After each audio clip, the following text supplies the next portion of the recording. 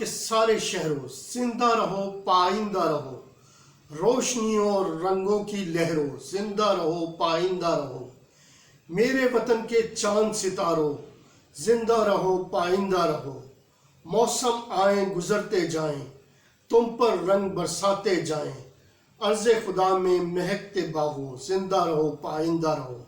ये ज़मीं मुक़द्दस है, माँ के प्यार की सूरत, ये इस चमन में तुम सब हो बरगो बार की सूरत, देखना गवाना मत दौलत यकीन लोगो, ये वतन अमानत है और तुम हो अमीन लोगो, मीरे कारवां हम थे मीरे कारवां तुम हो, हम तो सिर्फ उन्वा थे असल दास्तान तुम हो, नफरतों के दरवाजे तुम बंद ही रखना, इस वतन के परचम को सर बुलंद ही रखना। बिस्मिल्लाहिर्रहमानिर्रहीम। अस्सलाम वालेकुम। आप देख रहे हैं इजाज शो और मैं हूं आपका मेज़बान मोहम्मद इजाजुल हक। ये वतन तुम्हारा है, तुम हो पासबां इसके, ये चमन तुम्हारा है, तुम हो नग़्मा ख़्वां इसके, इस चमन के फूलों पर रंग आब तुमसे है, इस ज़मीं का हर ज़र्रा आफ़ताब तुमसे है, ये फ़िज़ा तुम्हारी है, बहरो बर तुम्हारे हैं, कहकशां के ये जाले रह गुज़र तुम्हारे हैं, इस ज़मीं की मट्टी में खून है शहीदों का, अर्ज़ पाक मरकज़ है कौम की उम्मीदों का। नाज़रीन, हमें हर साल यौम आज़ादी मनाते हुए ये बात नहीं भूलनी चाहिए कि आज़ादी बहुत बड़ी नेमत है जो बड़ी मुश्किल और बड़ी कुर्बानियों के बाद हासिल होती है, इसलिए इसकी कदर करनी चाहिए। 14 अगस्त को यौम आज़ादी मनाते हुए हमें ये अहद भी करना होगा कि जिस तरह हमने अंग्रेज़ों की ग़ुलामी से आज़ादी हासिल की थी और आज एक आज़ाद मुल्क और आज़ाद शहरियों की तरह रह रहे हैं, इसी तरह हमें ज़हनी आज़ादी भी हासिल करनी होगी। इसके साथ साथ ही हमें माशी आज़ादी भी हासिल करने का अज़म भी करना होगा, क्योंकि जब तक हम मगरबी अक़वाम के रस्म व रवाज और तर्ज़ ज़िंदगी की अंधी तकलीद करते रहेंगे, हम कभी भी ज़हनी ग़ुलामी से आज़ादी हासिल नहीं कर सकते। आज के दिन हमने ना सिर्फ अंग्रेज़ों की 100 साला ग़ुलामी से आज़ादी हासिल की थी, बल्कि इसके साथ ही हमने कायद-ए-आज़म और इनके साथियों की दूरअंदेशी की वजह से अंग्रेज़ों की ग़ुलामी के बाद हिंदुओं की ग़ुलामी में जाने से भी अपने आप को और अपने आने वाली नस्लों को बचा लिया था।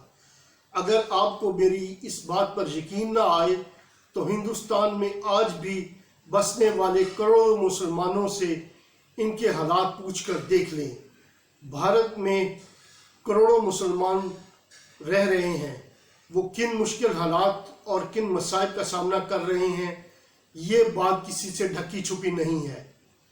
अगर आज़ादी की कीमत जानी है तो भारत की कैद में जकड़े हुए लाखों मजलूम कश्मीरी अवाम से पूछ कर देखें, या फिर बर्मा के मुसलमानों से पूछें, या फिर इसराइल के ज़ेर तसल्लुत फ़लस्तीनियों से आज़ाद मुल्क की अहमियत के बारे में पूछें। आज़ादी और आज़ाद मुल्क की क्या कदर व कीमत होती है। नाज़रीन, दूसरों की अच्छी बातों को अपनाना अच्छी बात है, मगर किसी कौम की अंधी तकलीद तरक्की का बाइस नहीं बल्कि ज़हनी ग़ुलामी की अलामत है।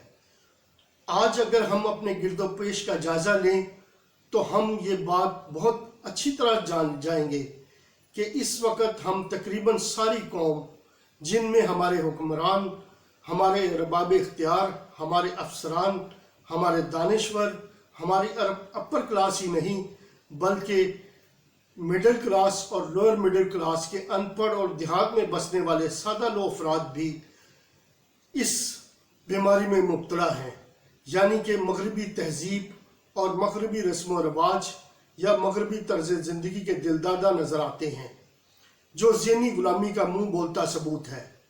ज़हनी ग़ुलामी का मुँह बोलता सबूत नाज़रीन एक ये भी है कि हम हर चीज़ बाहर की बनी हुई पसंद करते हैं और उस पर बहुत फ़ख्र करते हैं, अगरचे होना ये चाहिए कि हम अपने मुल्क में हर चीज़ बनाएं और इस आला मेयार की बनाएं کہ بیرونی دنیا ہماری بنائی ہوئی چیزوں کو استعمال کرنے میں فخر محسوس کریں۔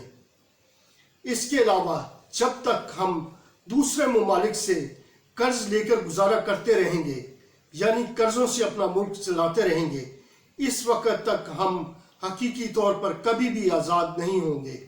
حقیقی آزادی اور ترقی کے لیے ضروری ہے کہ ہم اپنا طرز زندگی اور اپنی سوچ تبدیل کریں اور قرضوں کی عادت سے جان چھڑا کر اپنے پاؤں پر کھڑے ہوں تاکہ ہم اپنے فیصلے خود کر سکیں۔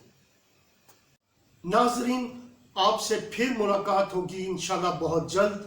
اس وقت کے لیے میں آپ سے اجازت چاہوں گا۔ فی امان اللہ۔ پاکستان زندہ باد۔